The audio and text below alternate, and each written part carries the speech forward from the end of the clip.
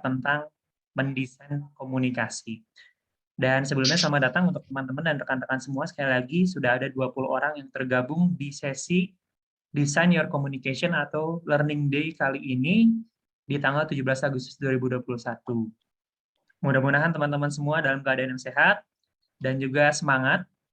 Mudah-mudahan juga yang tadi pagi habis ikut lomba, ya lomba 17 Agustusan di RT-nya atau di RW-nya, sudah bisa rehat sejenak ya, siang udah tidur, sorenya juga alhamdulillah bisa dipakai buat sambil sharing-sharing semua, ngobrolin tentang komunikasi. Baik, sehubungan waktu sudah menunjukkan pukul 16:08 dan waktunya juga nggak banyak ya buat kita ngobrol-ngobrol banyak tentang komunikasi.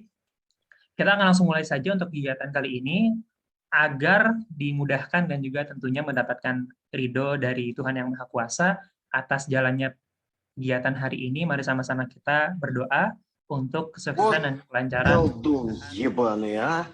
pertemuan hari ini. Berdoa dulu.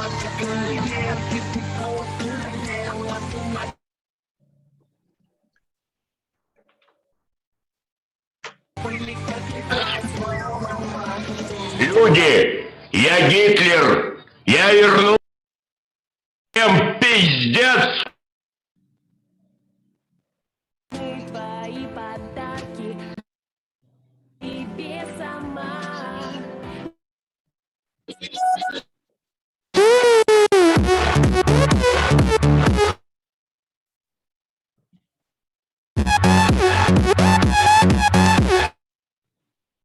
Berdoa selesai. Ini Samsung A20 dan Ganadi UA. Boleh tahu dari mana? Mungkin mohon untuk di-mute terlebih dahulu.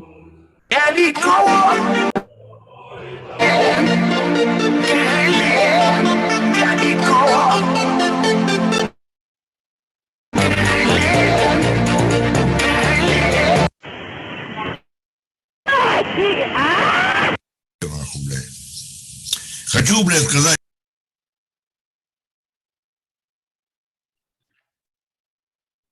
Всем привет, я рэпер! Саталап! Ауе! Ауе, братва! Ауе! Ini Пивко sepertinya вообще. semangat sekali. Пацаны, блядь, заткнитесь. Иди нахуй, я пью пивко. Паче своему так говорить будешь.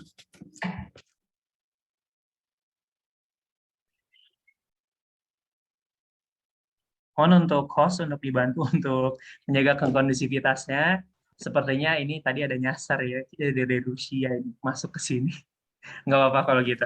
Oke, teman-teman semua kita akan mulai untuk kegiatan hari ini dan seputar tentang ngobrolin tentang gimana caranya kita mendesain komunikasi kita agar bisa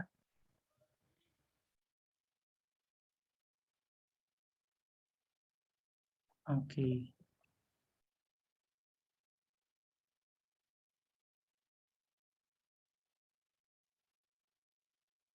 Coba saya izin. Oke, siap. Mohon maaf ada kendala teknis. Nah, ngobrolin tentang komunikasi, tentunya ini banyak hal yang bisa kita ulik dan banyak hal yang tentunya bisa kita coba bangun caranya atau seni-seninya dalam kita memulai sebuah perbincangan atau sebuah ini mohon maaf nih kelihatan sama teman-teman di saya hitam. Oke.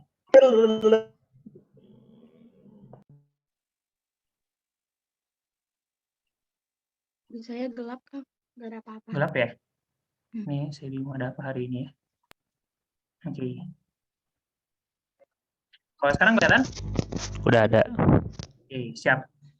Nah, ngobrolin tentang komunikasi, banyak hal yang bisa kita ulik dan banyak hal yang bisa kita coba diskusikan ya. Karena komunikasi itu sifatnya universal. Seringkali menjadi topik sebuah permasalahan atau bahkan menjadi kambing hitam dari setiap kesalahan-kesalahan minor atau major di kegiatan-kegiatan kita. Seperti misalnya, ini kayaknya ini gara-gara kalimat-kalimat sederhana seperti, ini kayaknya gara-gara komunikasinya jelek deh, oh ini miskomunikasi deh, dan lain sebagainya.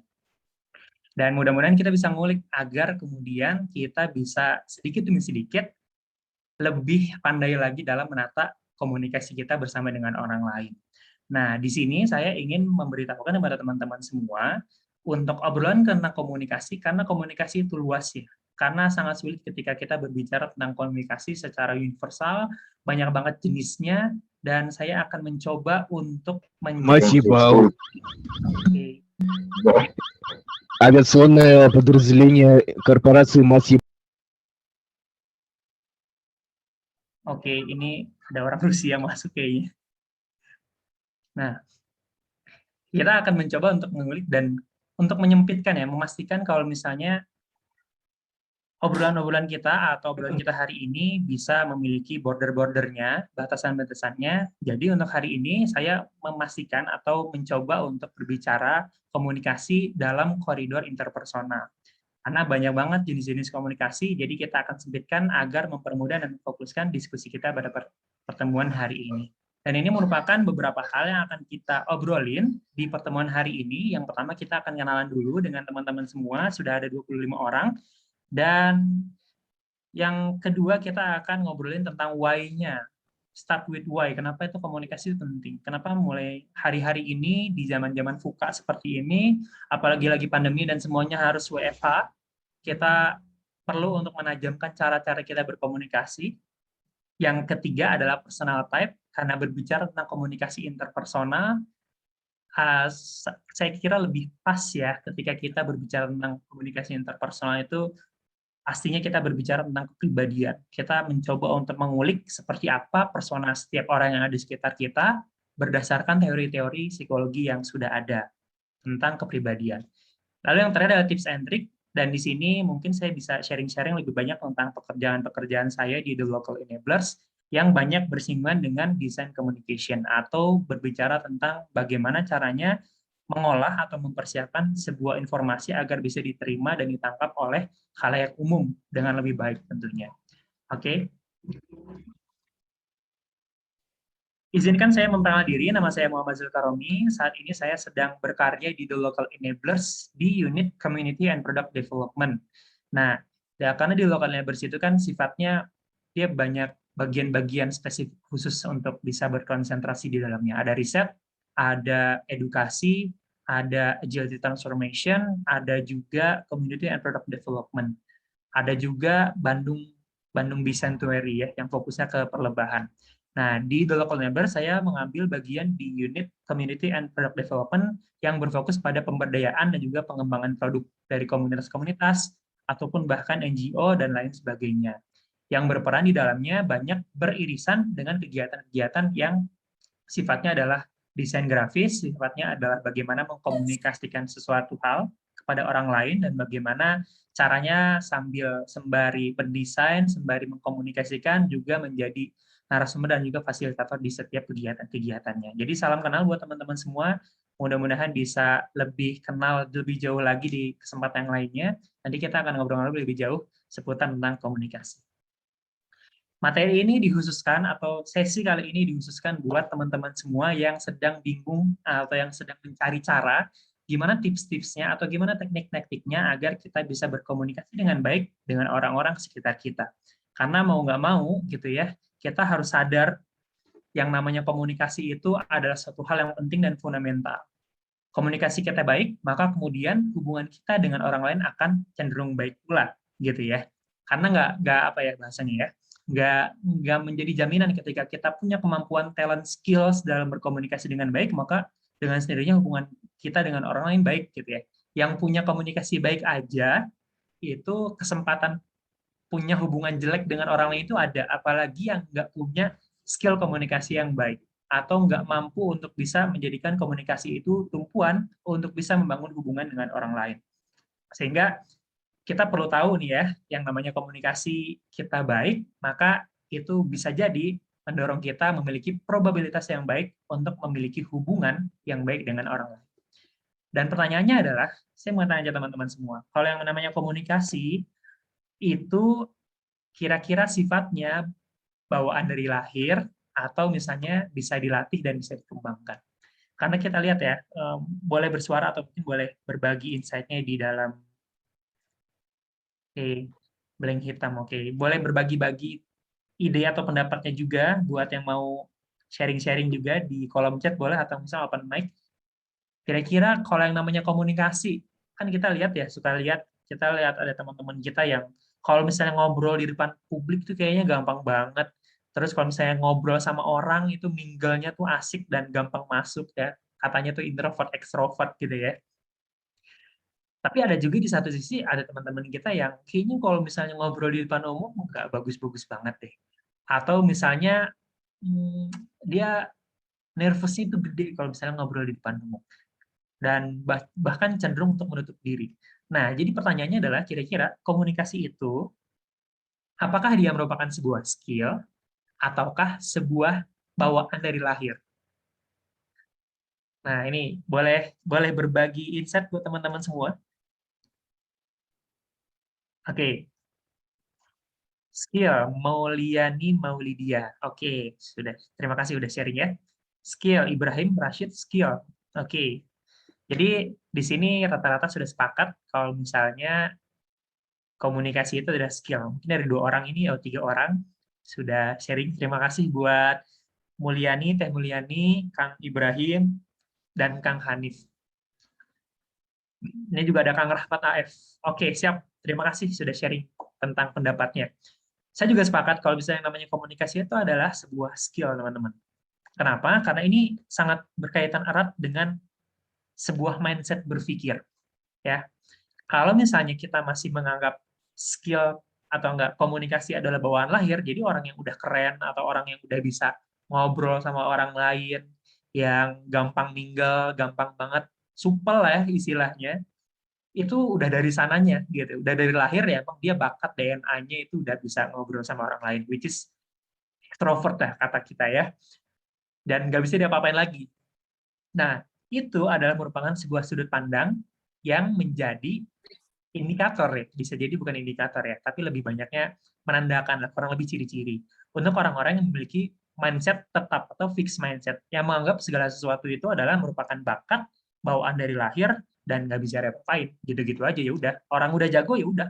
Kobe Bryant bisa bisa apa namanya? Bisa main basket ya udah dari lahir gitu ya, bukan karena dia berlatih setiap hari. Michael Jordan itu bisa bisa main basket karena udah dari lahir gitu ya.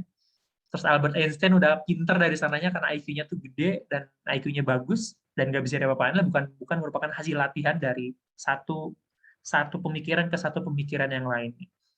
Tapi kemudian ketika kita menganggap kalau misalnya komunikasi itu adalah sebuah skill atau sebuah kemampuan, maka kemudian ini menjadikan kita memiliki ciri-ciri sebagai orang yang bermindset bertumbuh atau growth mindset. Artinya apa? Growth mindset ini memandang setiap sesuatu atau segala sesuatu itu bisa dikembangkan, bisa dilatih. Meskipun memang ada batasannya ya. Mungkin yang dilatih dengan bawaan lahir itu akan lebih cepat lagi tumbuhnya, akselerasinya, tapi ketika yang masih zero, terus dilatih jadi bisa terampil, itu juga masih tetap bisa dilakukan. Dan artinya yang namanya komunikasi itu bisa kita latih, yang namanya komunikasi itu bisa kita kembangkan. Ngobrol sama orang lain itu ada tekniknya, buka obrolan sama doi itu ada caranya, dan buka kesempatan buat berbincang-bincang dengan orang banyak juga ternyata ada ilmunya dan ada seninya. Dan mudah-mudahan kita bisa sedikit demi sedikit membuka wawasan kita atau menjalani proses pembelajaran kita dalam mengambil atau memiliki sebuah skill komunikasi yang baik. Dan tentunya mudah-mudahan teman-teman semua di sini adalah growth mindsetter ya. Jadi mudah-mudahan orang-orang di sini adalah orang-orang yang punya kepribadian yang bertumbuh, cara pemikiran yang bertumbuh, dan setiap sesuatu itu bisa ditumbuhkan dan bisa dikuasai. Dan komunikasi itu merupakan sebuah skill. Jadi sepakat karena komunikasi adalah sebuah skill, kita udah tahu kenapa begitu penting komunikasi sangat berhubungan erat dengan cara kita membangun hubungan dengan orang lain atau kita memiliki sebuah relasi dengan orang lain. Maka kita perlu tahu, kita akan masuk ke bagian sesi kedua ya, untuk mengulik kira-kira apa itu komunikasi dan kira-kira itu jenisnya itu apa aja komunikasi itu. Nah, kalau misalnya sederhananya, komunikasi itu adalah pengiriman dan penerimaan informasi. Sifatnya adalah pengiriman dan penerimaan informasi, baik untuk individu atau lebih, yang secara efektif dipahami. Di sini ada keyword ya teman-teman semua. Keywordnya adalah penyampaian, penerimaan, satu orang atau lebih, dan bisa dipahami. Nah, ketika teman-teman semua punya kemampuan komunikasi atau menyampaikan informasi, tapi kemudian tidak ditangkap dengan baik, maka ini menjadi salah satu peluang bagi kita untuk mengembangkan cara kita berkomunikasi agar apa? Agar orang-orang lebih paham dengan apa yang kita sampaikan. Nah, ini kurang lebih secara literatur ataupun secara literal lah, atau secara kata-kata kalimat definitif yang bisa teman-teman baca di layar, yang kemudian sedikit demi sedikit kita coba tarik ke dalam benang praktikal. Berbicara tentang komunikasi itu sendiri, komunikasi itu jenisnya banyak, sebagaimana yang sudah saya singgung di pertemuan atau di bagian awal. Ada yang jenisnya komunikasi verbal, atau langsung seperti kayak gini ya, dua arah, interaktif, atau satu orang ke orang banyak, satu orang ke orang yang lain, dan lain sebagainya. Sifatnya tuh ada yang verbal, dari mulut ke mulut, lalu juga ada yang non-verbal. Komunikasi non-verbal itu biasanya dimulai dari sesuatu yang bisa kita lihat. Kalau verbal mungkin bisa kita dengar, tapi kalau misalnya verbal, ini bisa kita lihat. Dari mulai gestur tubuh, ekspresi muka, gitu ya, cara kita duduk mungkin, dan lain sebagainya. Ini bisa dilihat sebagai bentuk jenis-jenis komunikasi. Lalu kemudian yang ketiga ada tertulis. Tertulis mungkin teman-teman hafal ya, di media sosial dan lain sebagainya, di media massa, yang cetak maupun yang non-cetak, digital dan lain sebagainya, itu bisa teman-teman dapatkan. Lalu kemudian yang keempat, oke, siap, ini ada. Yang keempat adalah visual. Mungkin ya kalau visual sudah lebih familiar dengan kita semua, yaitu sifatnya bisa berupa gambar atau video mungkin, atau mungkin informasi seperti infografis dan lain sebagainya, yang lebih banyak mungkin sering kita dapatkan di akun-akun Facebook kita, di akun-akun Instagram, atau di akun-akun WhatsApp, dan lain sebagainya, LinkedIn, dan lain sebagainya, itu merupakan komunikasi visual yang bisa kita lihat. Dan hari ini kita akan coba kerucutkan dalam bentuk komunikasi interpersonal. Jadi banyaknya lebih ke verbal dan juga mungkin non-verbal, gestur muka dan lain sebagainya. Jadi artinya yang namanya komunikasi itu punya banyak jenisnya dan tergantung kita mau coba untuk bisa punya ekspertisi di bagian sebelah mana dari jenis-jenis komunikasi yang ada. Dan mungkin teman-teman semua juga di sini atau rekan-rekan semua di sini punya punya konsentrasi khusus untuk di masing-masing komunikasi ini. Ada mungkin di sini teman-teman semua yang udah rajin, mungkin udah terbiasa dengan yang namanya public speaking, udah gampang lah kalau misalnya disuruh langsung ngomong di depan panggung tuh kayaknya udah siap gitu ya. Tapi mungkin di sini juga ada teman-teman yang jagonya bikin komunikasi yang tipenya tuh tipe-tipe tertulis. Nah, biasanya tuh bikin buku, bikin narasi-narasi, bikin apa lagi zaman sekarang nih, quotes ya gitu ya. Nah, itu komunikasi tertulis. Yang visual juga menurut saya juga makin ke sini anak-anak Gen Z, anak-anak generasi Alpha itu banyak yang mahir dan bisa untuk mengolah sebuah data informasi menjadi bentuknya itu visual. Banyak banget sekarang udah ada konten kreator, konten desain grafis gitu ya, ada juga desain gratis ya. Itu buat orang-orang yang minta cepat, murah, terus pengen hasilnya itu bagus. Nah, itu orang-orang yang suka kita mintain ya, minta bantuan bikin desain visual. Nah, tergantung kita semua punya spesifikasi dan pengen punya fokus di bagian mana. Itu sangat diserahkan kepada teman-teman semua untuk memilih kira-kira saya pengen punya spesifikasi jenis keahlian komunikasi di bagian sebelah mana. Syukur-syukur kalau misalnya bisa semuanya itu bagus gitu ya. Tapi kalau misalnya belum bisa semuanya, nggak apa-apa deh, kayaknya satu-satu dulu. Semuanya nggak mesti harus langsung bisa kok gitu ya. Mungkin di sini ada yang jago verbal doang, nggak apa-apa. Tertulis tapi verbalnya juga jago, oke. Ada yang bisa empat-empatnya, better. Dan mungkin itu sebagai istilah yang namanya orang-orang P-shape ya, kalau kata Kang Dwi itu. Punya kemampuan lebih dari satu untuk kemudian bisa di-leverage atau diberikan manfaatnya bagi orang lain. Nah, sebelum itu teman-teman semua, ketika kita berbicara tentang komunikasi, kita kan ketemu manusia ya. Kita ketemu sama orang, kita ketemu sama kepribadian, kita ketemu sama orang-orang yang dari lahir sampai dia hidup, ketemu sampai kita detik itu dia punya proses perjalanannya sendiri, sampai ketemu sama kita. Nah, yang paling penting di dalam sebuah komunikasi bersama dengan orang-orang sekitar kita, rekan kerja, rekan atau sahabat, atau rekan bisnis, ataupun yang lain sebagainya, kita perlu sedikit demi sedikit menjauhi sifat yang namanya judgmental. Jadi menilai sesuatu itu dari apa yang kita lihat di detik pertama atau impresi kita bertemu dengan orang tersebut. Nah, untuk kemudian mengulah atau mengubah si mindset tersebut, yang mungkin hari ini kita ada nggak sih sekarang, mungkin banyak ya saya kira, orang-orang yang ngerasa dirinya itu judgmental dari lahir gitu. Karena dia bawaannya, kalau misalnya di apa namanya kepribadian itu ada namanya sebutannya judging ya, sifat judging, INTJ ujungnya J, judging. Nah, menjudging gitu, menjudge atau segera menilai ketika dia menentukan atau melihat sebuah pilihan atau sebuah fenomena.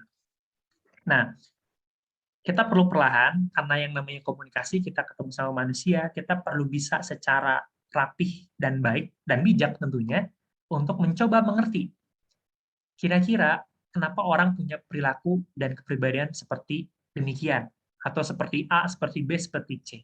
Karena apa teman-teman semua, dari lahir, ini ada sebuah konsep menarik dalam dunia psikologis. Ada namanya mental model. Mental model ini adalah sebuah model ya, sebuah model jelas namanya mental model, atau sebuah kacamata framework yang menggambarkan atau mencitrakan setiap orang itu lahir, tumbuh, kembang dengan cara pandang dia kepada dunia ini. Jadi si seorang itu punya cara pandang dunia sendiri. Hasil dari apa? Hasil dari pengalaman hidup dia. Hasil dari pengalaman hidup dia selama ini, dari dia lahir, ketemu sama kita, terus akhirnya dia mungkin SMP, SMA-nya di mana gitu ya. Pasti beda macam-macam, nggak mungkin sama. Jadi akhirnya kita nggak boleh menyamaratakan komunikasi kita dengan orang-orang, karena setiap orang itu unik dan pribadinya itu bermacam-macam. Pasti beda dong orang yang background lahir keluarganya itu dari polisi, misalnya, lalu kemudian dengan orang yang background keluarganya itu istilahnya santri lah, atau ponpes lah, dari pondokan gitu. Mungkin pasti tumbuh kembang si dua anak ini ketika dia hidup, lahir, dan ketemu di satu titik, mereka pasti punya kepribadian yang berbeda, atau punya cara pandang hidup yang berbeda. Sehingga artinya apa? Setiap orang memiliki mental modelnya. Setiap orang adalah unik dengan pengalaman tumbuh kembang dia selama dia hidup sampai bertemu dengan kita detik ini. Dan artinya kita nggak boleh ngejudge ketika dia berperilaku seperti demikian. Kita harus pertama kali, step pertama di fase di dalam design thinking gitu ya, kita harus observe gitu. Kita harus berempathize. Oke, dia punya perilaku seperti demikian karena dia punya mental model seperti demikian. Tinggal gimana caranya kita mulai untuk menata gimana caranya saya untuk bisa klop dengan orang yang punya kepribadian seperti itu. Apakah saya harus banyak meluangkan waktu atau tidak, ataukah saya mungkin harus menyedikitkan waktu saya untuk orang-orang seperti demikian gitu. Tinggal gimana caranya kita untuk merapikan itu semua. Sehingga artinya apa? Ketika setiap orang punya mental model, ketika setiap orang punya kepribadiannya masing-masing, tugas kita lah menjadi seorang komunikator yang baik dalam mengerti kira-kira keinginan-keinginan atau kebahagiaan-kebahagiaan orang dengan tipe-tipe seperti mereka itu seperti apa caranya. Seperti apa caranya kita mengetahuinya gitu ya. Mengetahui gimana caranya membuat mereka tuh bahagia lah, dalam tanda kutip, senang ngobrol sama kita. Nah, banyak caranya teman-teman semua. Ini hanya sekedar apa ya? Ini masih dasar banget ya mungkin ya, masih dasar banget. Buat teman-teman semua mungkin ada yang udah sering ketemu dengan orang dan tahu tentang cara pendalaman karakternya dan lain sebagainya. Tapi simpelnya saya mencoba untuk mengerucutkannya dalam 3 hal. Yang pertama, untuk kita bisa mengenal sebuah mental model seseorang yang tadinya mungkin kita belum tahu, ya kita harus bisa berinteraksi intens. Entah itu interaksi intensnya dalam aktivitas bersama-sama, mungkin dalam ngobrol-ngobrol sama dia di virtual dan lain sebagainya, itu bisa dilakukan. Yang penting kita punya irisan kegiatan kita dengan orang tersebut, sehingga kita sedikit demi sedikit mengetahui atau melihat, oke, dia punya karakter tipikal orang seperti demikian, sehingga saya mencari tahu caranya untuk ngobrol sama orang dengan tipe seperti demikian. Yang kedua adalah kerja bareng. Nah, kenapa kerja bareng? Ini saya berdasari dari teori kepemimpinan John C. Maxwell.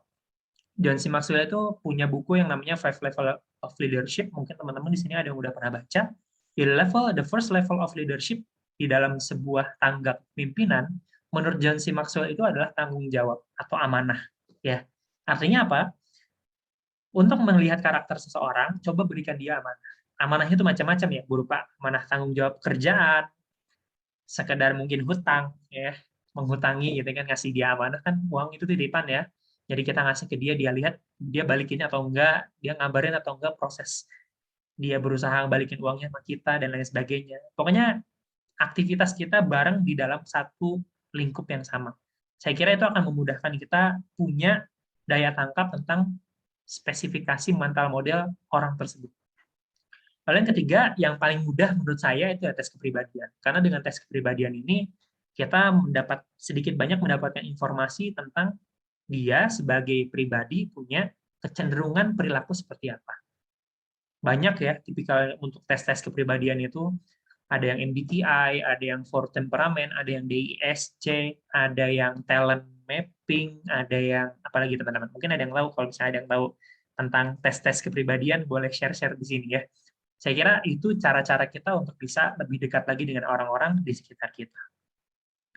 Dan artinya apa teman-teman semua? Ketika kita menjadi orang yang pengen kenal sama orang lain, dengan tutur kata yang baik, dengan komunikasi kita yang baik, kita perlu untuk bisa mengetahui kira-kira ragam pribadi yang ada di sekitar kita itu seperti apa aja. Mereka punya jenis kecenderungan perilaku seperti apa. Karena kita nggak bisa ngatur mereka, ya nggak sih? Kita nggak bisa ngatur hidup orang lain. Yang bisa kita atur itu adalah cara kita untuk merespon apa yang mereka punya, gitu, apa yang mereka kasih kepada kita semua. Sehingga saya kira menjadi bijak ketika kita mampu menata atau merapihkan tutur kata kita ketika bertemu dengan ragam-ragam pribadi. Dari mimik mukanya bisa kita baca, dari cara dia berbicara kita bisa kita baca, dari gestur mukanya, gestur tubuhnya, dan gaya duduk sekalipun, ini bisa coba kita perlahan mengidentifikasinya. Dan ini masuk ke bagian ketiga ya, di jenis-jenis kepribadian. Karena tadi kita ngomong tentang mental model, berarti ada banyak ragam kepribadian orang-orang. Dan gimana cara kita mendesain cara kita berkomunikasi agar cocok dengan orang-orang seperti berikut. Dan di jenis-jenis kepribadian, saya mencoba mengambil yang for temperament. Karena kalau misalnya MBTI, menurut saya itu terlalu spesifik dan terlalu luas, ada 16 kepribadian yang mungkin akan memakan waktu untuk menjelaskannya, dan juga menerapkannya dalam kehidupan, dan mungkin secara empirik atau pengalaman saya selama ini berkomunikasi dengan orang-orang sekitar saya mencoba menggunakan framework sudut pandang for temperament untuk mengidentifikasi setiap orang-orang yang ada di dalam kehidupan saya. Untuk khususnya dalam kehidupan sosial ya. Jadi kalau misalnya ngobrol sama orang lain, ngobrol sama siapapun, saya mencoba untuk sedikit demi sedikit mengidentifikasi ini kira-kira orang ini punya temperamen, kecenderungan perilaku seperti apa, sehingga saya jadi tahu, oh misalnya kalau ngobrol sama dia, itu saya harus banyakin ini, saya harus banyakin ngobrolan ini, saya harus banyak ngasih kerjaan ini misalnya, dan lain sebagainya. Nah, 4 temperament itu apa aja? Pasti teman-teman udah tahu, dan mungkin ini bisa menjadi reminder bagi teman-teman semua, atau misalnya bagi yang baru tahu, ini bisa mencoba untuk sedikit demi sedikit mengidentifikasi minimal diri teman-teman sendiri, ya. Dan juga nanti sedikit demi sedikit ke lingkungan terdekatnya, ke lingkungan yang lebih luas, atau bahkan yang nggak kenal sekalipun. Nah, yang pertama, saya akan coba breakdown ya. Ini adalah tipikal pertama di dalam sebuah kecenderungan perilaku seseorang menurut for temperament. Ini adalah ciri-ciri koleris. Nah, ciri-ciri koleris ini, di sini ada yang ngerasa sebagai seorang koleris nggak di sini? Ada yang ngerasa dirinya adalah seorang koleris? Karena koleris ini, dia kalau misalnya diidentifikasikan, mereka adalah tipikal orang-orang yang punya satu ya, pekerja keras, artinya dia tipikal orang yang suka mendominasi apapun itu. Entah itu mendominasi rapat, mendominasi kegiatan, mendominasi kepanitiaan, atau mendominasi di dalam pekerjaan. Tipikalnya orang-orang ambis. Mungkin teman-teman di sini di sekolahnya dulu, atau misalnya di rekan-rekan kerjanya, ada yang punya tipikal kerjaan seperti ini. Nah, bisa dibilang atau bisa dicirikan kalau misalnya orang ini adalah punya tipikal-tipikal koleris. Tapi jeleknya, kalau tipikal koleris itu dia punya step by step kerjaan yang oke, habis ini, habis ini, habis ini, habis ini. Jadi step by step-nya itu clear. Dan dia cenderung mau memimpin. Saya dari A ke B ke C dan D itu jelas clear kayak gimana caranya. Tapi kemudian kekurangan dari orang-orang punya ciri-ciri koleris ini adalah dia punya temperamen yang buruk, teman-teman. Kita harus berhati-hati sebagai seseorang ketika berinteraksi dengan orang-orang koleris. Karena mereka itu kalau misalnya ada yang nggak sesuai dengan keinginan mereka, mereka tuh cenderung meledak dan marah gitu ya. Nah ini kayak di sini, ngamuk kalau ada yang nggak beres. Emosian bisa lempar barang atau meja atau dibalikin. Pokoknya sesuatu yang sifatnya tuh meledak gitu ya. Emosional, temperamen. Ada yang nggak benar, malam-malam nggak benar, tiba-tiba meledak, boom gitu ya. Nah itu orang-orang tipe-tipe dengan jenis yang koleris. Mungkin di sini ada yang temennya koleris atau ada yang merasa dirinya adalah koleris. Nah, ini bisa coba dilihat lagi dan direfleksikan kira-kira saya punya kepribadian yang seperti apa. Selanjutnya adalah ciri-ciri orang yang sanguin. Sanguinis atau dengan kata lain. Nah, ini berbicara tentang orang-orang yang punya positive vibes itu besar banget ya. Kehidupannya itu seperti bahagia. Orang-orang dengan tipikal sanguin itu orang yang kayaknya nggak pernah kelihatan sedih. Bukan nggak pernah sedih ya, nggak pernah kelihatan sedih. Karena dia selalu bisa menampakkan, memperlihatkan kepada orang-orang di sekitarnya kalau misalnya dia itu bahagia loh. Dia hidupnya tuh oke-oke aja gitu. Nggak suka basa-basi, to the point, skui, easy going, dan lain sebagainya. Itu anak-anak sanguin biasanya. Dan dia paling suka sama yang namanya panggung, atau namanya jadi center of attention. Nah, kebutuhan akan perhatian dari seorang sanguin itu besar. Baik dalam bentuk apresiasi, dalam bentuk perhatian, ataupun dalam bentuk respon-respon kecil sekalipun, itu sangat berarti bagi seseorang dengan tipikal orang yang sanguin. Nah, dia tuh orang-orang gitu. Kalau paling enak kalau ketemu sama orang-orang sanguin itu kita ngobrolin tentang hal-hal yang sifatnya itu positif ya, positive vibes, terus kasih dia feedback bagus, kasih dia feedback yang oke gitu. Nah, ini ada Mardi nih, mohon maaf nih, annotate-nya saya hilangkan dulu ya. Nah, jadi ini orang-orang sanguin ya. Kita coba lihat apakah kita adalah orang sanguin atau teman-teman di sekitar kita ada orang-orang sanguin. Tapi kurangnya dari seorang sanguin itu adalah dia time management-nya jelek banget. Jelek banget karena ya dia orangnya easy going banget gitu. Melihat hidup tuh seperti ya udah apa adanya. Dengan positive vibes-nya, walaupun dia telat, dia tetap bisa catch up dengan keadaan. Walaupun dia salah dan merasa dirinya salah, it's okay, detik-detik kemudian dia bisa menjadi orang yang positive vibes banget. Berantakan lah hidupnya, kayak nggak teratur orangnya. Dan paling nggak suka diajak ngobrol sesuatu yang serius atau yang detail. Nah, buat teman-teman yang ngerasa punya teman-teman sanguin, jangan banyak ajak mereka di obrolan-obrolan yang sifatnya adalah obrolan-obrolan tentang data, obrolan-obrolan tentang analisa, dan lain sebagainya. Mereka akan pusing. Jadi, berikan mereka waktu untuk yang sifatnya itu adalah show off, ya, yang sifatnya adalah di depan publik, yang sifatnya adalah memberikan inspirasi bagi orang lain. Saya kira itu akan lebih tepat bagi orang-orang yang sanguin dalam kita berinteraksi dengan mereka. Nah, di sini ada yang ngerasa jadi seorang sanguin. Kalau saya sih ya, saya sedikit banyak merasa saya adalah seorang sanguin, gitu. Tapi nggak sepenuhnya sanguin mentok gitu ya. Ada kepribadian lain yang bisa bukan yang bisa kita identifikasi sebagai penyanding dari kecenderungan perilaku dominan yang kita miliki. Lalu kemudian ada yang namanya ciri-ciri pragmatis. Dalam ciri-ciri pragmatis ini kita ketemu sama orang, ada orang yang dia tuh orangnya tuh pendiam, orangnya itu kalem, kayaknya nggak semangat hidup sih ya. Dia kayak nggak punya semangat aja gitu ya, cuek orangnya, sopan, pendengar yang baik gitu ya. Nah ini ada tipikal orang-orang yang pragmatis. Dia nggak pasif lah orangnya ya, pasif, kalem, diem, suka sama kedamaian dan lain sebagainya, nggak suka yang ribet-ribet. Tapi kemudian di satu sisi yang menjadi baik dari seorang pragmatis adalah dia mampu untuk menangkap benang-benang merah di sekitar mereka. Jadi dia orang yang paling oke ketika kita mintai sebuah pendapat atau sebuah kesimpulan. Ketika seorang korealis ribut sama yang namanya melankolis yang nanti akan kita bahas, nah ini orang-orang penengahnya itu adalah orang-orang pragmatis. Nah ini biasanya jadi orang yang banyak menjadi tempat curhat ya, karena nyaman orang-orang pragmatis diajak curhat itu. Nah, yang selanjutnya yang terakhir adalah tipikal melankolis. Melankolis ini adalah tipikal orang-orang yang perfeksionis. Detail banget orangnya. Perencanaannya tuh oke bang. Dan dia suka sama sesuatu yang sifatnya itu adalah hal-hal kecil, detail, terencana, terukur, lalu kemudian dia punya ekspektasi tinggi terhadap apapun yang sedang dia kerjakan. Nah, di sini kita harus berhati-hati sama orang-orang melankolis, karena orang-orang melankolis itu berhati kaca. Saya nggak ngomong hatinya lemah ya, tapi berhati kaca. Karena apa? Di balik kecenderungan mereka yang perfeksionis terhadap sesuatu, mereka punya kekurangan, yaitu adalah baperan. Baperan itu dalam artian ketika ada sesuatu yang nggak sesuai dengan yang dia miliki, dia akan cenderung menarik diri gitu sama orang-orang melankolis.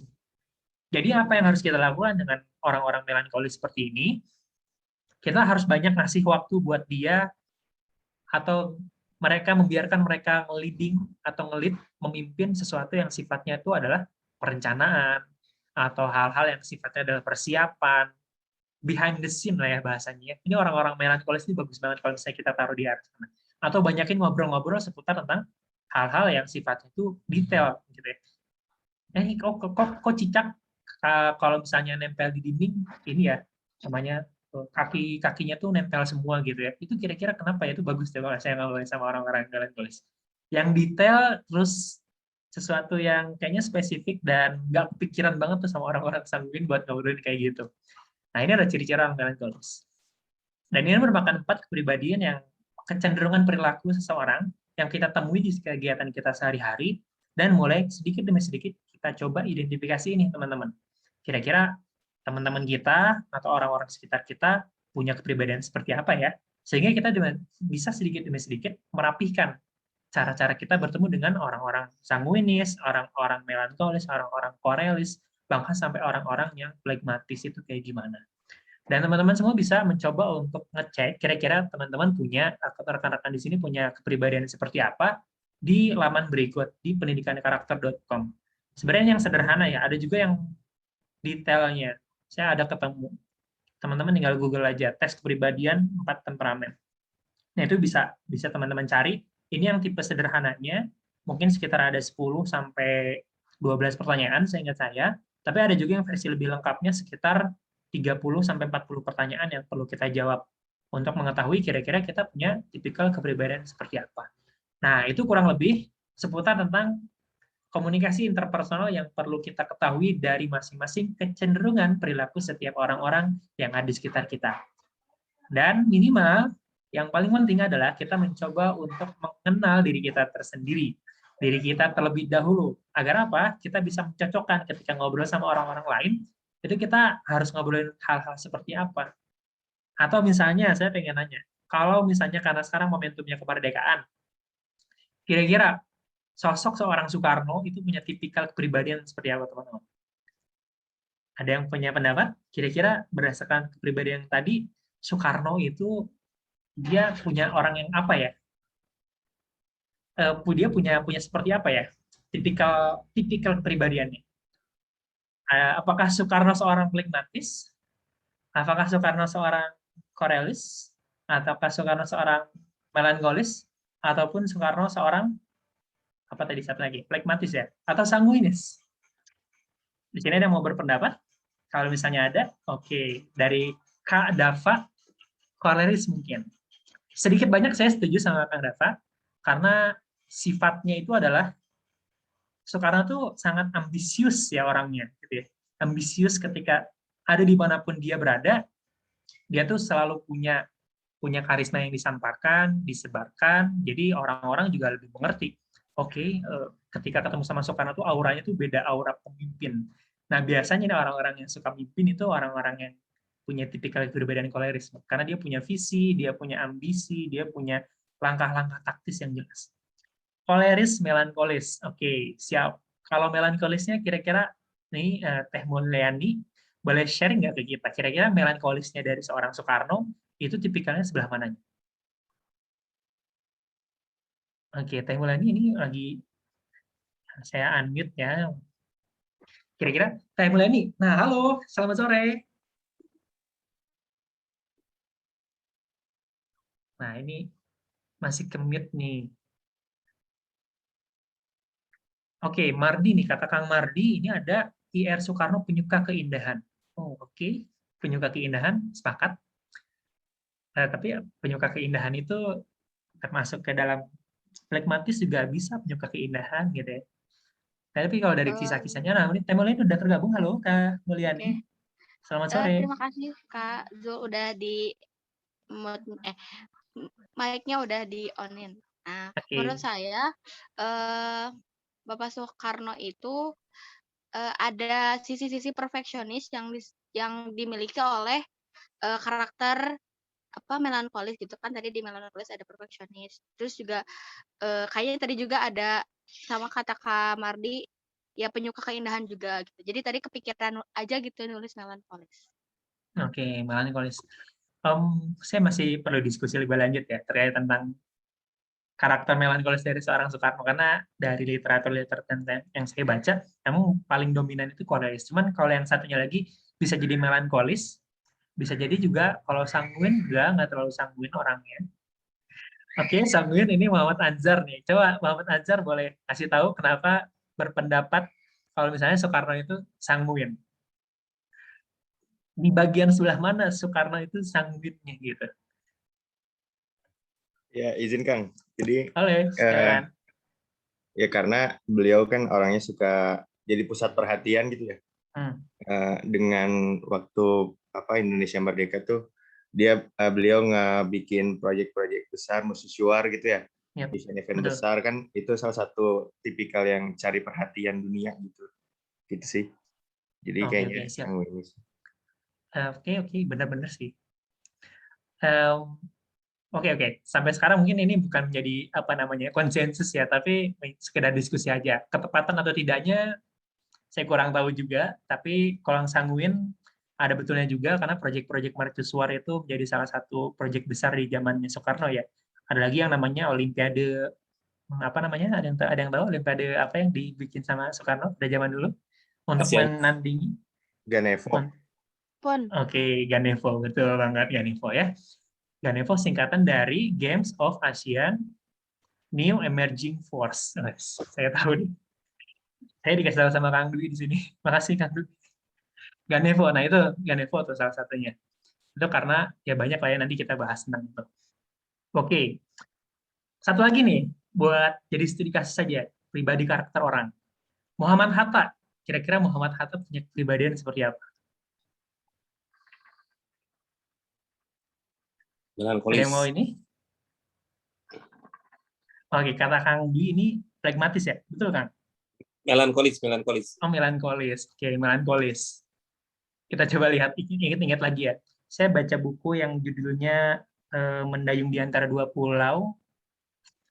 Muhammad Hatta tuh, ya sih, ya, melankolis ada, tapi mungkin menurut saya ya, lebih banyaknya di pragmatis kalau Muhammad Hatta itu. Ya, mungkin bisa jadi ada dua ya, pragmatis, melankolis. Melankolis karena tapi saya nggak lihat Muhammad Hatta itu baperan ya orangnya. Dia sangat ilmiah, pendekatannya itu akademis banget. Dan logik cenderung untuk mengaitkan suatu hal yang logik dalam kehidupannya. Nah, tapi nggak apa-apa ya, kita sedikit demi sedikit mencoba untuk menerka-nerka. Namanya juga kecenderungan, tidak ada kecenderungan absolut, dia hanya kecenderungan perilaku. Muhammad Hatta sosok teladan. Oke, pragmatis, betul. Oke, ini berarti ada yang pragmatis ada Kang Azhar, Teh Mulyani, harus tanya Gustika. Oke. Ya, mungkin ada yang punya koneksi ke ini Teh Gustika mungkin ya. Saya pernah ketemu waktu di Gedung Merdeka tuh sama cucunya, saya lupa namanya Gustika Hatta ya kalau nggak salah ya.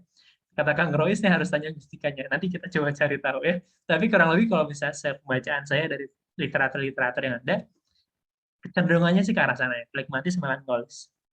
Oke. Dengan demikian kayaknya teman-teman udah sedikit demi sedikit lebih ahli dalam mengasumsikan, ini asumsi ya, perlu divalidasi, mengasumsikan kecenderungan perilaku seseorang dalam berkomunikasi. Nah, ini bisa kita rapikan sedikit demi sedikit. Minimal juga kalau misalnya kita pengen lebih memudahkan teman-teman di sekitar kita untuk berkomunikasi dengan kita kasih tahu aja ke mereka. Kita punya kepribadian seperti apa. Misalnya, saya ngasih tahu ke tim, saya orangnya orang sanguin ya, gitu. Jadi kalau misalnya dibawa obrolan-obrolan yang sifatnya taktis, rencana strategis, wah saya nggak kuat tuh. Tapi kalau misalnya diajak ngobrol yang bentuknya adalah visual, perencanaan, moderator, MC, itu kayaknya enak banget ngobrol gitu. Komunikasi, fasilitator, itu kayaknya enak banget. Nah, itu jadi memudahkan juga rekan-rekan di sekitar kita ketika berbicara dengan kita. Nah, ini bisa jadi salah satu tips yang kita bisa gunakan. Nah, Artinya apa teman-teman semua? Di dalam sebuah komunikasi, ketika kita mampu menata tutur kata kita, sehingga kita lebih bijak lagi menyampaikan sesuatu bagi orang lain, ini akan menjadi kondisi di mana kita merasa setiap sesuatu itu menjadi menumbuhkan. Karena ketika kita sudah baik, maka timbul atau tumbuh kenyamanan kita bersama dengan orang lain. Entah itu dalam bekerja, entah itu dalam hubungan, entah itu dalam persahabatan, dan lain sebagainya. Kenyamanan itu jadi muncul gitu, karena kita mampu untuk memastikan puzzle-puzzle-nya itu tersusun dengan rapi. Lalu yang kedua, ketika kita mampu untuk bisa berkomunikasi dengan baik, dampaknya adalah kita menjadi seorang pembelajar tentunya. Ketika kita bertemu dengan sebuah organisasi, artinya kita menjadi orang yang sebuah learning organization yang terus menjadi organisasi yang pembelajar. Pun juga demikian, ya. Setiap sesuatu ketika ada masalah, kita melihatnya sebagai sebuah konteks, bukan sebagai sebuah hambatan justru. Nah, konteksnya itu seperti apa dan lain sebagainya. Tapi ketika kita dirasa kurang baik dalam berkomunikasi dengan orang lain, ya yang namanya akan timbul bahasan-bahasan miskomunikasi, bahasan-bahasan salah persepsi, maksudnya A ditangkapnya B, bikin orang jadi baper dan lain sebagainya.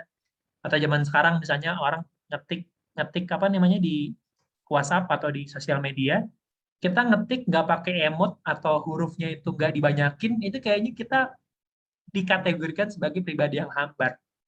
Bener nggak sih teman-teman? Kalau misalnya zaman sekarang nih ya, zaman sekarang kita ngechat di grup, ya udah ngechatnya sesuai dengan IED yang benar gitu ya. Tanpa ada titik, koma, emot, atau ketawa dan lain sebagainya, itu kita kayak orang yang kaku, bener ya, kaku gitu. Nah, bahkan sampai sekarang itu bentukan dalam bentuk tata penataan kata itu juga jadi perhatian. Hahaha satu dengan hahaha banyak, terus ditambah emot, pasti akan terlihat lebih ramah orang yang hahaha banyak gitu ya. Demikian yang haha-nya cuma satu gitu, haha, titik, dan lain sebagainya. Nah, itu dia sejauh itu bahkan dalam komunikasi kita di era pandemi seperti ini.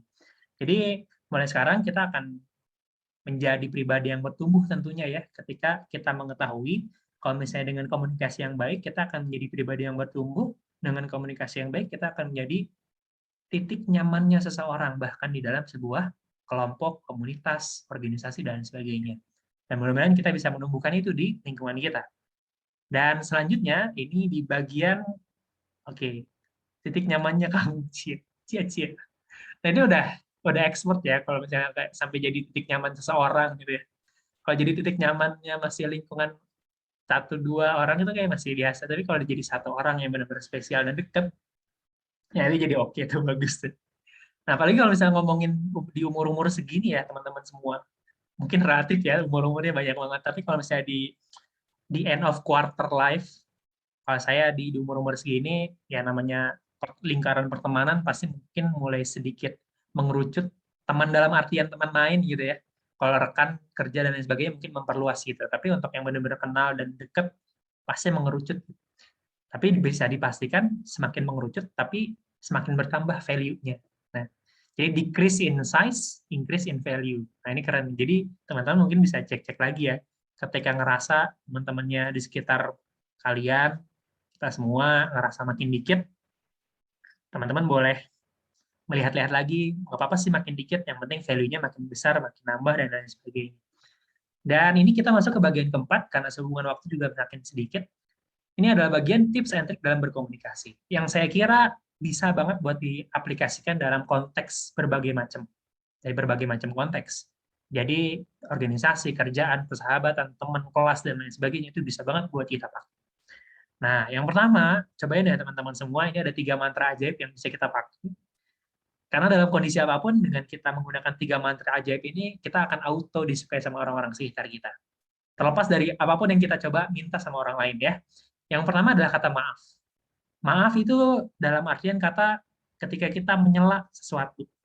Ya, kita menyela sesuatu. Sorry gitu ya, maaf. Ketika kita buat salah, ketika kita menyela, ketika kita membuka percakapan, mohon maaf mengganggu waktunya, mohon maaf saya salah, mohon maaf saya tadi motong. Nah, ini akan menjadi pengantar vibes kita yang baik bagi orang-orang sekitar kita. Oh, orang ini welcome ya sama yang lain, dan lain sebagainya. Yang kedua adalah tolong. Sedekat apapun kita sama teman kita, perlu untuk mengucapkan kata tolong, menyisipkan kata tolong ketika kita meminta sesuatu, apapun itu. Boleh minta tolong, sharing referensinya, gitu ya, pas saya sama Kang Dwi itu, Kang boleh minta tolong, Kang, boleh bantu share referensinya, Kang, biar saya ada gambaran dan lain sebagainya. Kata-kata tolong ini menjadi kalimat yang ajaib ya menurut saya teman-teman, untuk bisa mempermudah atau memperhalus cara kita berkomunikasi dengan seseorang. Yang ketiga tentunya adalah kata terima kasih di setiap momentum apapun dalam kehidupan kita. Baik bagi terima kasih sama diri kita sendiri, terima kasih sama orang lain, terima kasih sama orang-orang yang sudah pernah hadir dalam hidup kita dan menumbuhkan kepribadian kita sampai kita menjadi orang yang seperti saat ini. Apapun itu kondisinya. Saya kira ini menjadi bentuk yang baik ya ketika kita bisa menyampaikan kata terima kasih di berbagai macam momen kehidupan. Paling gampang di zaman sekarang adalah momen-momen afeksi ya teman-teman. Seperti misalnya di sini ada yang pernah nggak waktu dulu jadi mahasiswa atau pernah jadi mahasiswa pernah ngasih apa sih namanya? Saya lupa. Minuman susu ultramilk, terus teman-teman kasih tempelin sebuah notes. Nah, itu adalah momen afeksi yang bisa kita kasih ke teman-teman sekitar kita untuk memastikan kalau misalnya kita itu merasa berterima kasih dengan kehadiran dia. Saya pernah dapat itu satu ya, kerasanya tuh kayak so sweet banget, kayak masuk gitu, emosionalnya itu dapat. Walaupun ultramilk yang kecil ya, kayak kecil kotakan kayaknya cuma Rp3.000. Tapi yang menjadi bermakna itu adalah pesan yang disisipkan di dalam sebuah sticky notes-nya. Dan itu menjadi momen yang saya kira saya ingat sampai sekarang ya, orang-orang yang ngasih afeksi yang baik sama saya gitu. Dan itu pun oke, budaya ini di Korea sampai hari ini oke. Ternyata dari budaya Korea ya. Nah, mungkin Kang Roy sudah sering ngasih nih. Kayaknya Kang Roy sih tipikal orang yang sering ngasih orang lain. Ngasih ultramilk dan lain sebagainya, ataupun yang bentuk-bentuk yang lainnya. Yang penting ada pesan sederhana yang memastikan kita berterima kasih atas kehadiran seseorang. Nah, itu bisa banget buat kita pakai. Nah, kita coba ya 3 mantra ajaib ini untuk kita pakai di kehidupan kita sehari-hari. Saya yakin sedikit demi sedikit kemudahan itu akan semakin terbuka ya dalam komunikasi yang baik tentunya. Oke, dan ini juga bisa nih kita coba berikan kepada orang-orang sekitar kita ya, teman-teman. Kita mencoba untuk mencari alternatif kata-kata yang bisa kita gunakan ketika kita sedang berbagi dengan orang lain. Misalnya di dalam organisasi ada sesuatu yang nggak dimengertiin sama teman kita. Mungkin biasanya kita dulu bilangnya, "Ini ngerti nggak sih orangnya?" gitu ya, dalam hati gitu ya, atau bahkan sampai udah diucapin. Kita akan coba ganti gitu ya, dengan yang namanya bagian mana yang masih bingung, kita coba tanya gitu ya, bagian mana yang masih bingung kalau ada yang nggak ngerti. Nah, yang kedua, ini kalau misalnya kita ngomong orang tersebut tuh kayaknya nanti juga gagal, kayaknya nggak berhasil ya orang itu. Kita coba ganti gitu ya. Nggak apa-apa kok, kita coba aja. Kan kalau nggak kita coba nggak bakal kita tahu. Kita nggak akan tahu kalau nggak kita coba dan lain sebagainya.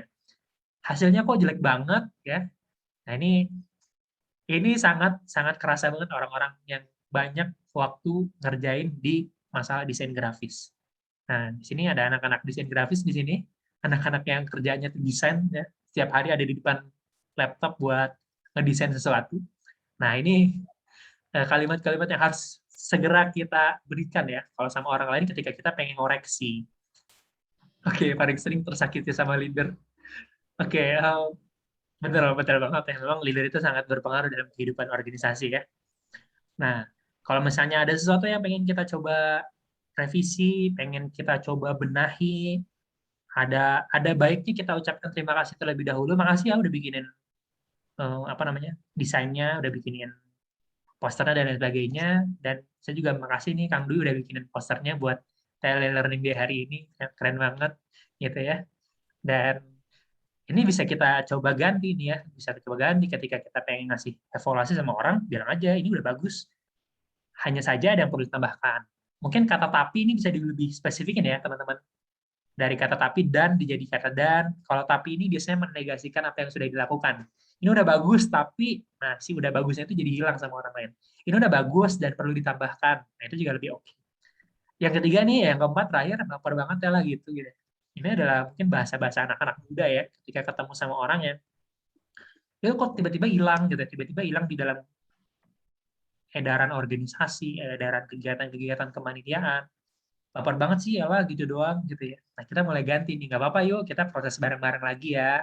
Nah ini jadi satu hal penting menurut saya, sangat sederhana mungkin ya dalam kita berkomunikasi dengan orang lain, tapi kemudian menjadi berdampak yang sangat besar bagi apa? Bagi kebutuhan emosional seseorang, bagi kebutuhan afeksi seseorang. Agar apa? Agar performanya tetap baik dan menumbuhkan bagi lingkungannya. Nah, saya kira itu sangat mudah ya dilakukan dan bisa jadi 1-2 tips-tips yang menarik menurut saya untuk bisa diaplikasikan dalam kehidupan berorganisasi, kehidupan persahabatan, kehidupan berteman, kehidupan berbisnis, dan lain sebagainya. Dan seperti itu, ini ada tips buka obrolan juga, mungkin ini sedikit buat orang-orang yang mungkin yang malu buat ngobrol sama orang lain, atau orangnya pragmatis banget, jadi nggak suka memulai obrolan, bisa kita mulai dengan apa yang dia kerjakan. Kita komentari aja apa yang lagi dia kerjain. Gitu. Misalnya informasinya bisa kita dapatkan di sosial media, atau misalnya di grup ya, atau di Instagram, dan lain sebagainya. Yang kedua, puji yang dia pakai. Yang lagi dipakai ini apa aja nih? Bajunya hitam ya, kita coba identifikasi aja, oh ini bagus nih. Gitu. Bertanya sesuatu, apapun itu pertanyaannya, lebih bagus sesuai dengan konteks si orang yang kita ajak bicara. Yang keempat adalah minta atau pinjam barang. Mungkin ini konteksnya untuk orang yang udah kita kenal ya. Kita pinjam apapun itu barangnya gitu ya, idenya dan lain sebagainya. Itu saya kira bisa banget buat dipakai. Dan ini juga salah satu konsep yang menarik ketika kita mencoba untuk berkomunikasi dengan orang lain, terutama dalam urusan yang sifatnya adalah penyampaian materi, yang sifatnya adalah memulai campaign, atau misalnya yang sifatnya adalah mempresentasikan sesuatu. Nah, saya kira ini menjadi bagus ketika kita memulai setiap sesuatu itu dengan mengulik bagaimana atau tentang kenapanya. Tujuannya itu apa? Peran yang diambil dari materi yang kita sampaikan itu apa? Kenapa topik yang kita obrol itu menjadi penting? Konteksnya itu seperti apa? Lalu yang kedua adalah tentang bagaimananya, tentang cara-caranya, prosesnya. Lalu yang keempat adalah tentang apanya baru. Yang keempat, yang ketiga adalah tentang apanya. Gimana caranya gitu ya? Apa produknya, apa bentuknya, apa campaign-nya. Gimana cara orang ikut dan lain sebagainya. Nah, ini merupakan sebuah konsep namanya Golden Circle yang ditemukan oleh Simon Sinek, yang judulnya tuh ada di buku Find Your Why atau Start with Why. Bisa teman-teman baca dan bisa teman-teman coba cek juga di YouTube, itu udah banyak banget seputar tentang lingkaran emas. Dan yang terakhir ini saya singkat aja karena cuma sampai jam 5 sih ya harusnya ya. Karena berbicara tentang komunikasi, artinya kita juga berbicara tentang jenis-jenis yang tadi ngomongin tentang visual ya, di jenis-jenis komunikasi yang keempat, itu komunikasi visual. Nah, tentu teman-teman semua ketika mencoba menyusun sebuah informasi, sebuah campaign, sebuah balutan informasi yang didesain secara visual bagi seorang content designer, itu perlu untuk memastikan tahapan-tahapannya ketika ingin memberikan sebuah informasi ke orang lain. Agar apa? Agar mudah untuk ditangkap. Karena misalnya kalau misalnya kerjaan saya di TLE Komprof nih, Community and Product Development, karena saya banyak bersinggungan dengan kegiatan-kegiatan desain. Yang saya lakukan ketika mencoba merancang hal itu adalah saya mencoba untuk memastikan siapa audiensnya. Audiensnya itu siapa, sehingga saya bisa tahu apa yang pengen saya kasih buat mereka. Tujuan dari informasi yang ingin saya sampaikan. Lalu kemudian dirancang, perancangannya itu bisa teman-teman buat yang ini ya, di design communication unit, bukan unit ya, di design communication function itu, kita harus menjadi orang yang bikin konten, kita juga harus jadi orang yang siap untuk desain si konten tersebut, lalu kita juga harus nge-upload si konten tersebut ke dalam media sosial yang kita kelola gitu. Jadi harus bisa untuk menangkap dari hulu ke hilir kebutuhan dari customer-customer yang menjadi sasaran kita, sasaran-sasaran kita, terus kemudian tujuan-tujuan yang ingin kita sampaikan dari pesan informasi yang kita berikan, lalu kemudian indikator keberhasilan dari informasi yang sudah kita sampaikan buat orang lain itu harus disusun dengan rapi. Dan saya kira ketika kita mampu untuk bisa mengcover ke semua itu, atau memiliki cara untuk mengcover semua itu, walaupun nggak sama kita sendiri, atau misalnya kita sama tim, kita punya kemampuan misalnya, oh ada caranya loh untuk mencari konten itu nggak harus dari kita sendiri, tapi sama tim bareng-bareng, kita tahu cara format bikinnya dan lain sebagainya, itu bisa banget buat kita lakukan. Dan ini juga menjadi insight mungkin bisa buat teman-teman semua, ada loh matriks yang menyampaikan informasi tentang konten-konten yang bisa kita sampaikan untuk publik yang bisa kita sadur dari gambar berikut. Yang dari ini ya, yang sebelah kiri itu ada entertaining, kiri atas, yang kiri bawah itu ada educating, yang kanan atas ada inspiring, yang kanan bawah ada convincing atau meyakinkan. Nah, ini adalah tipe-tipe konten yang bisa teman-teman sampaikan di dalam komunikasi visual ketika teman-teman mencoba untuk menyampaikan ide teman-teman semua ke halayak umum, ke halayak publik. Yang misalnya nih ya, teman-teman lagi coba untuk bikin entertaining. Saya pengen bikin konten tapi saya kehabisan ide. Kita lihat aja matriks ini. Oke, di sini kita bisa lihat, oh ada kuis nih. Gimana kalau misalnya di konten next kita bikin kuis saja, gitu. Di bagian kiri bawah, tujuannya pengen mengedukasi orang-orang. Oke, edukasi bisa dilakukan dengan cara apa? Bisa tentang tata caranya, bisa tentang tren-tren yang sedang terjadi, trivia atau FYI misalnya, explainer atau menjelaskan tentang sesuatu, ngasih guide ke orang lain, dan lain sebagainya. Ini materinya masih dalam bentuk prototipe sih sebetulnya ya. Jadi nanti saya coba validasi dulu untuk berbagai macam aspek-aspeknya. Yang kanan bawah, convincing, ketika kita punya bisnis, Instagram kita pengen meyakinkan orang-orang, ya kita gunakan ini, event-event kita, hasil rating kita, testimoni-testimoni orang, press release, dan lain sebagainya. Itu sangat membantu kita untuk meyakinkan orang-orang untuk memakai produk yang kita tawarkan. Lalu juga yang kanan atas, inspiring, kita pengen nih dari Instagram kita, isinya itu adalah hal-hal yang sifatnya inspiring. Orang baca Instagram kita jadinya keren gitu ya.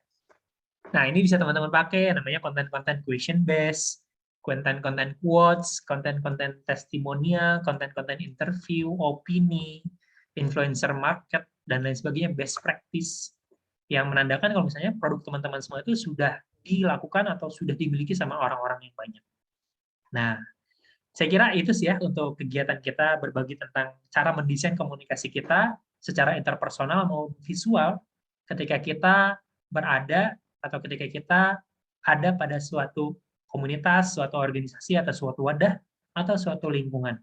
Dan satu kata kunci yang disampaikan oleh Terelie, komunikasi adalah kunci untuk membuka hubungan, lantas kepercayaan adalah kunci penggenapannya, agar awet dan langgeng.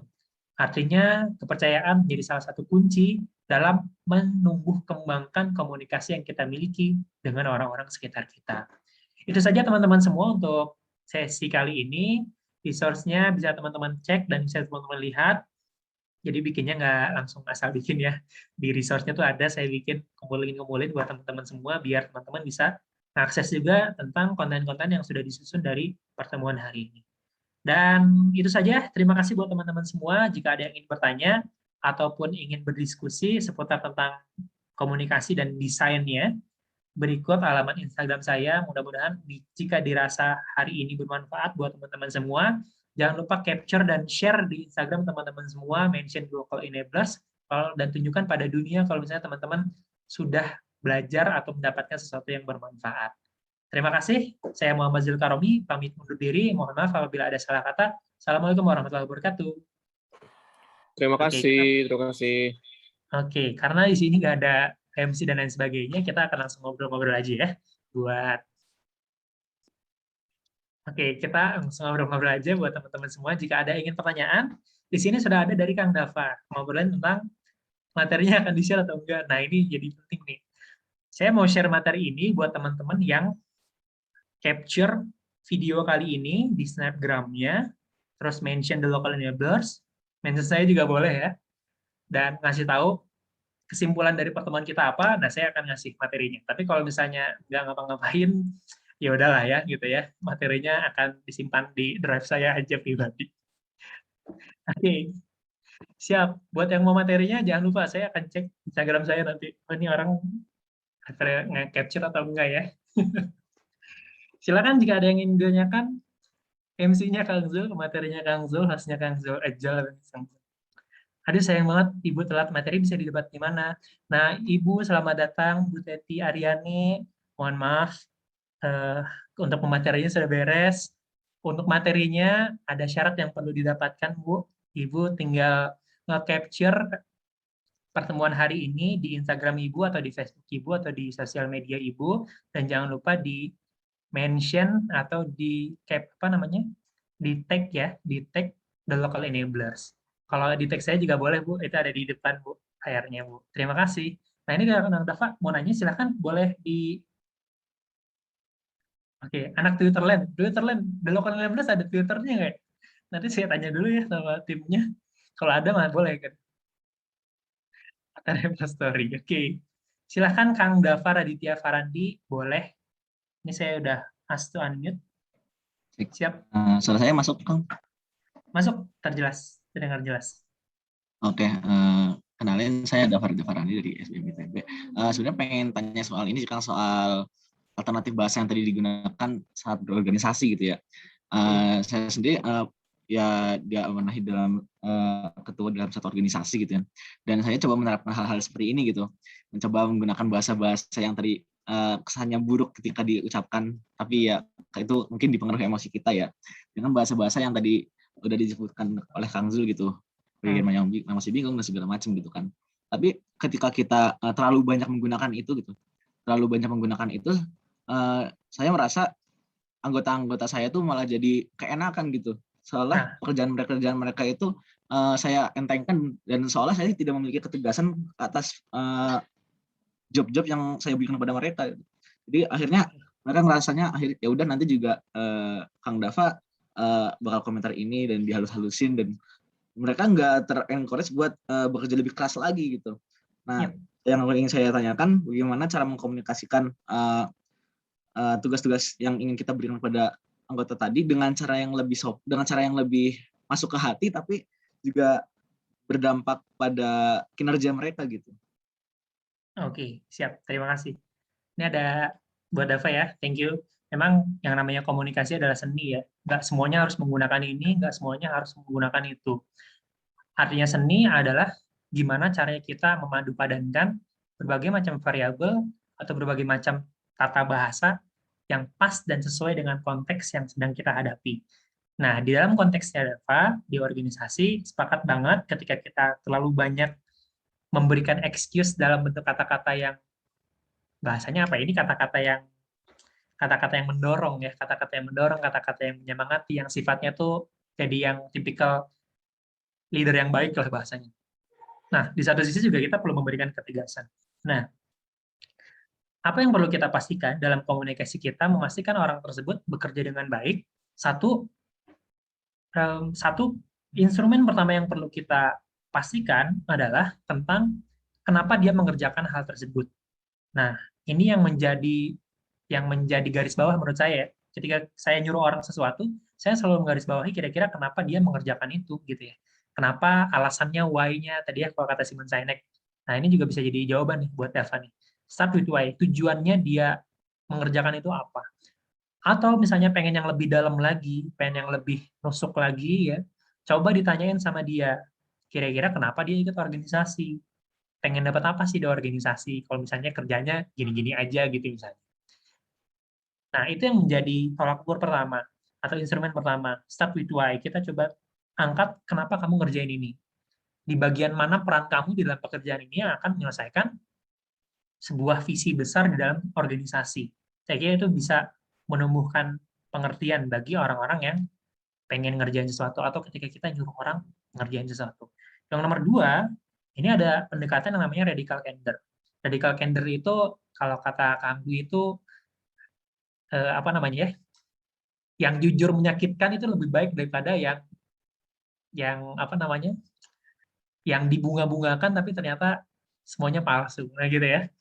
Nah, radical candor ini adalah ketika kita tahu dia jelek, kita bilang dia jelek. Tapi di satu sisi, kita nggak membiarkan dia jelek begitu saja, gitu ya. Tapi kita ngasih solusi. Kerjaan kamu tuh jelek. Nah, kerjaan kamu tuh jelek, tapi ada bagian-bagian yang bisa diubah. Nah, di bagian seperti ini, yang bagian ini kamu perlu ubah, bagian ini perlu ubah.